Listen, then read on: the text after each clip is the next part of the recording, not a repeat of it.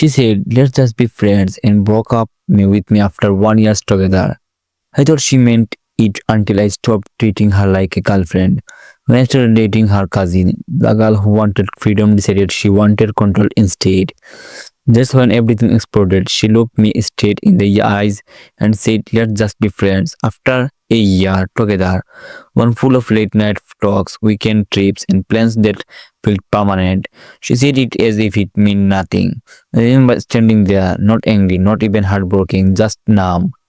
I thought she wanted freedom, so I gave it to her. I stopped calling, stopped checking in, stopped being in the person she could loan, and for a while, I really believed she meant it. I convinced myself that letting to go gracefully was the mature thing to do. But the funny thing about letting someone go is you got to see what they really wanted. Because the moment I stopped treating her like a girlfriend, she started acting like one again. And when I began dating her cousin, what came after changed everything. Nina and I had been together for a little over a year. Though if you asked anyone around us, they would swear it had been longer. We weren't just dating, we were practically living together. Her toothbrush was next to mine. Half her clothes lived in my closet. My Spotify playlist were full of songs she would edit for the vibe. Her friends joked that we are basically married without the paperwork. In honesty, I like it that way. We fit. It felt easy until little by little. It did not. Emma started going out more. Just a quick drink with coworkers. It's my friend's birthday. You don't have to wait up.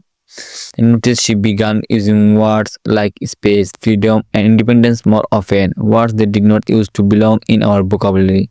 She would talk about wanting to travel slow, about how some people lost themselves in relationships. And even though I did not fully understand, I listened because when you love someone, you try to make room for whatever they were reaching for. Then one night she said it. I think we should just be friends, not fight, not tears, just calm, deliberate words like she would had been rehearsing them. I did not argue, maybe I should have. But instead I nodded, said if that's what you need. I watched her pack a few things before leaving.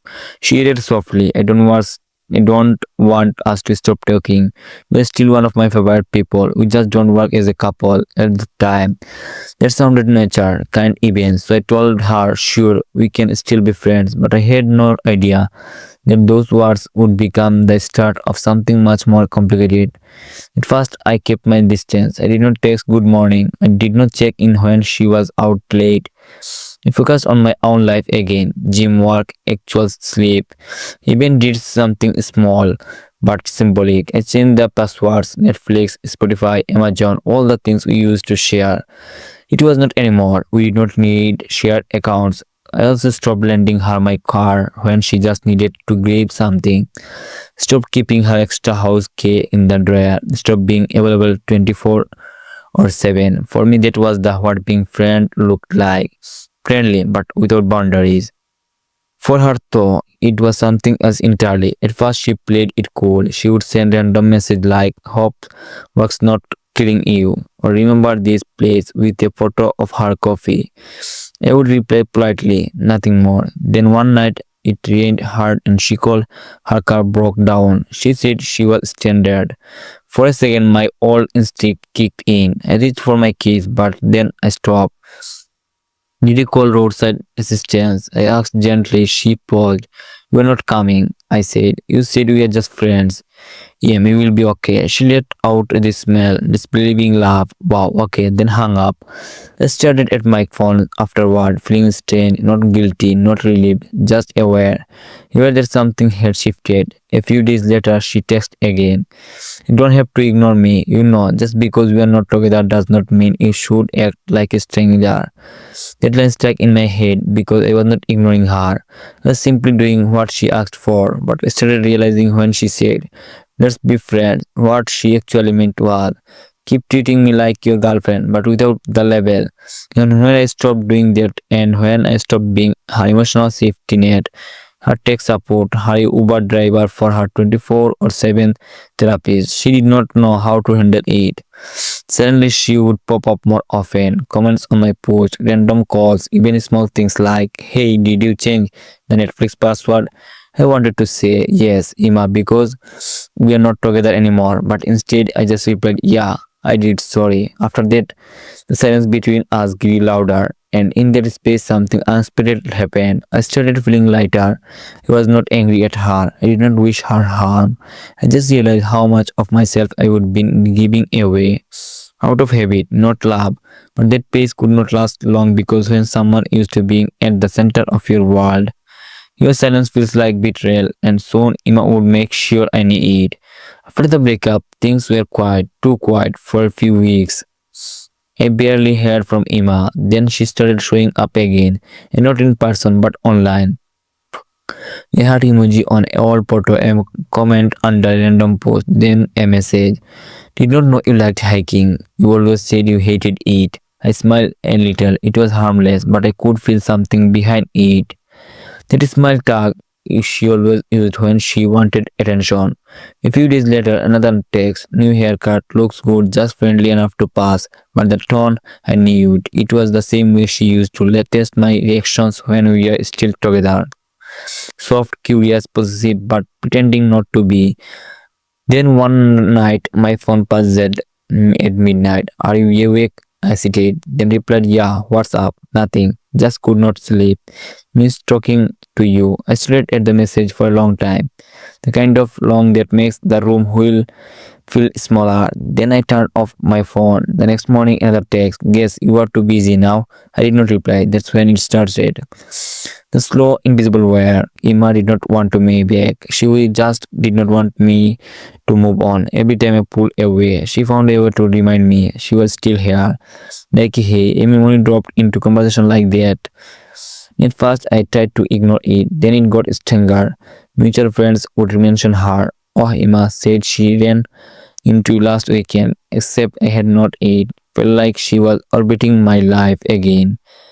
Close enough to watch, but far enough to deny it. So I focused on myself, work, gym, real sleep. Then one Friday, a girlfriend made me to a small birthday party. I almost said no, but I went.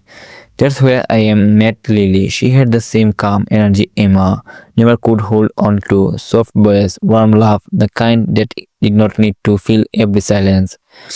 We talked for hours, movies, books. How weird small talk is. It feels easy. A few days later, we text again. That's when I learned she was Emma's cousin. I froze, but Lily just smiled through the screen. Yeah, I know, don't worry. I am not telling her. We keep talking, not flirting, not planning anything, just two people getting along when the world was not watching. Weeks passed, then one weekend we got coffee. It turned into lunch. The dinner I did not hide it, but I did not broadcast it either. It was new, it was quiet, and for the first time in a long time, I felt okay. Then my phone started blowing up. First, I thought something happened, but no, it was Emma. Text after text, you were unbelievable. My cousin, seriously, you did this just to hurt me. I did not respond. Then she called over and over. When I finally answered, her voice was shaking. Are you dating her? We've been out a few times. How could you? After everything you said me, we're friends. Emma, that does not mean you can go after my family. Her tone cracked between anger and tears. You are doing this to get back at me. Admit it, I did not because it was not true. There was a long pause on the line. Then she said quietly, almost broken, I can't believe you do this to me. And she hung up. That night I could not sleep, not because I felt guilty, because I finally saw her for who she was. Emma did not want freedom. She wanted control. She wanted the power to decide when I could move on, who I could see, how far I could go without her permission. After that, things not ugly. She messaged mutual friends, saying I would always had a thing for Lily. She hinted that I would been taking to her behind her back. None of it was true, but she knew now how fast rumors spread when emotions were involved. Then she messaged Lily directly. You are really going to do this to me? You know what he's like, right? Lily showed me the message, her hands trembling. We sat there in silence for a long time. Neither of us replied. The next day, Emma posted a story, a black and white photo of a broken heart.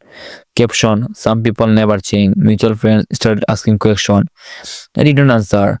I did not defend myself because I would learn something. The more you explain yourself to someone determined to misunderstand you, the deeper you fell into their game. But Emma was not done.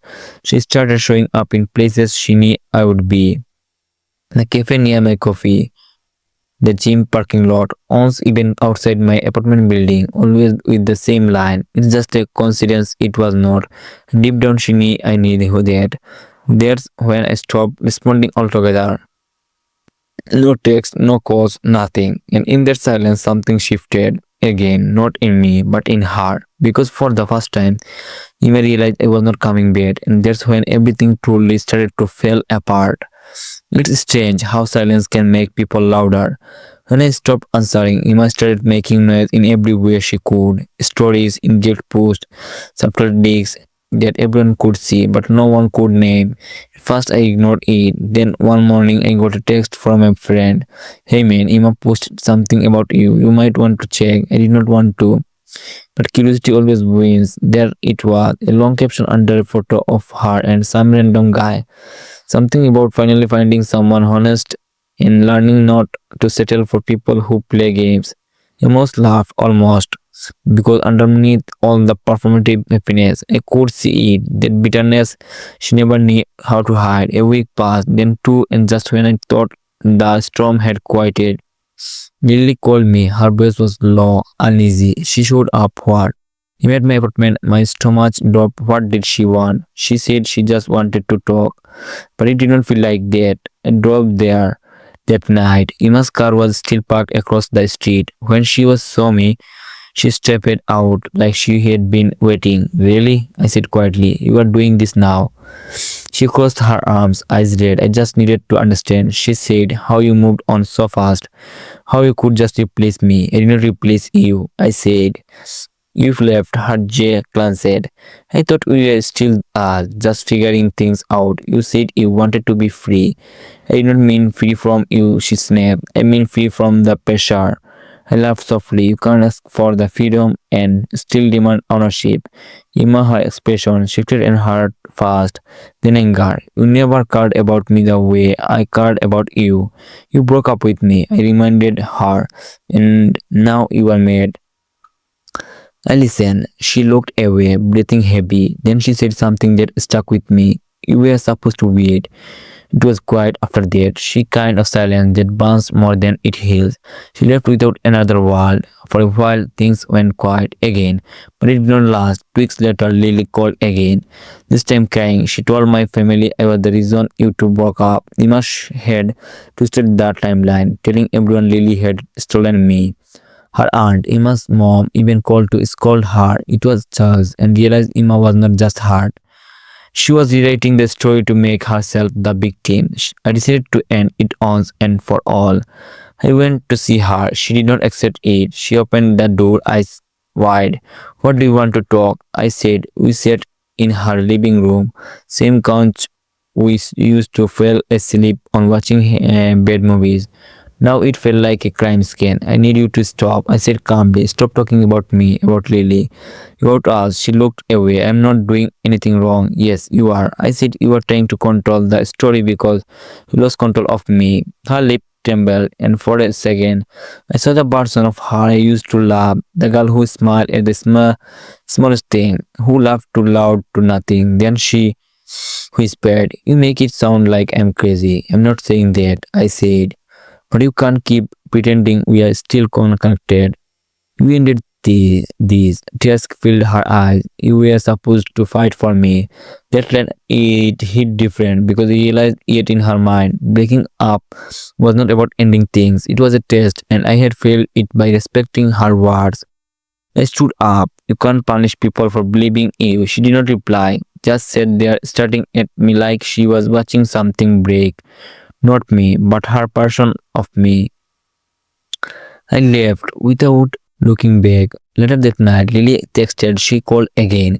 She said she is sorry. I did not respond because I would learn something about people like Emma. They don't really miss you. They miss the version of themselves that felt important when you were around. After that night, Iman disappeared from my life completely. No more post, no more message, no more coincidence, just silence, real this time. And it was the loudest space I had even known. After that night, things finally went quiet. No more messages, no more stories, just silence, the kind that finally felt earned. At first, it was restoring for months. Ima had been everywhere, in my feed, in my head, in every habit I had not unlearned yet. Now there was just stillness, and in that stillness, Lily stayed, not in the loud, overcompensating way that love sometimes tries to prove itself. She stayed softly. She would send a message like, "Hey, did you read it?" or show up with takeout when I said I was fine. There was no pressure, no explanation, just small kindness that began to fill the space Emma's chose had left behind. We started seeing each other more. Coffee on Sundays, movies on weeknights. I would catch her laughing at something dumb. I said, and it hit me how peaceful it felt and how light. One night, as we were leaving a small dinner, she stopped me in the parking lot. I did not want to make things complicated. She said, "Eyes low, I know what happened between you and Emma. It's messy. I just really like you and I don't want to feel guilty for what." I looked at her for a moment and then I said quietly, "You don't have to feel guilty. None of this was your fault." She smiled, but it was the kind that trembles at the corners, half afraid, half revealed. That night, I kissed her and it did not feel like a rebound or a reaction or a statement. It felt like coming up for air after holding your breath too long. From there, things did not explode. They just unfolded slow, real, kind. Months later, Emma texted, "I know I messed up. I hope you can still be on good terms." I read it, sat with it, and replied, "I wish you all, but I think it's better if we keep our distance." Then I deleted her number, unlinked the old accounts, Netflix, Spotify, all those invisible threads we never cut. It was not pity, it was clean, and for the first time, my life was not half held together by someone else's confusion. It was mine again. Lily noticed the change before I did. "You looked lighter," she said one night. "Maybe I finally am." I answered. She reached over and took my hand. No grand speech, no promises, just that her hand steady and warm. And in that moment, I realized something simple but true. Love doesn't have to feel like walking on eggshells. It does not have it to come with fear or permission or games. Sometimes it's just two people who decide to stay quietly. Intentionally, Emma had wanted freedom that she could still control. Lily gave me peace that did not ask for anything back. And that's the kind of love I was trying to find all along. Looking back, I don't feel anger. Emma wanted freedom, but she could not let go of control. I learned that letting go is not giving up, it's making room of space with Lily. Love is quiet, steady, real, no games, no manipulation, just choice. So here's the question. If it were you, would you respect someone's just friends request even if it hurts? Or would you walk away and let them bring the right people at the right time?